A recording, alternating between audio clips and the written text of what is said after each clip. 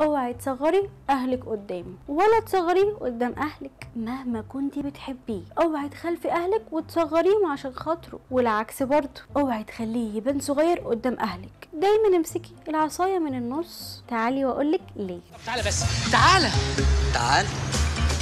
لو صغرتي اهلك قدام جوزك هيتجرأ عليهم، وانت نفسك هتصغري في عينه، ولما يزعلك مش هيلاقي حد يخاف منه، ويبقى عارف انك تبيعي الدنيا علشانه، وده خطر. ولما تصغريه هو بقى قدامهم هيبته هتروح، وهيحس ان هو هلهولة كده قدامهم. كيف انت يعني عاوز تبوظ شرع ربنا؟ وملهوش كلمة، والكلمة كلمتك، ومش هيبقى طايقك ولا طايقهم. فحاولي مش كل حاجة بتحصل بينك وبين جوزك أهلك يعرفوها، ومش كل حاجة تحصل بينك وبين أهلك جوزك يعرفها. خلي الغالي في الغالي يا غالية، وامسكي العصاية من النص. كمان واحدة والنبي يا ري، كفاية بقى ده كمان واحد. قولولي بقى في الكومنتات ايه الحاجات اللي ممكن تصغر جوزك أو أهلك قدام بعض. أنا نرمين لطفي، وده بيتك ومطرحك.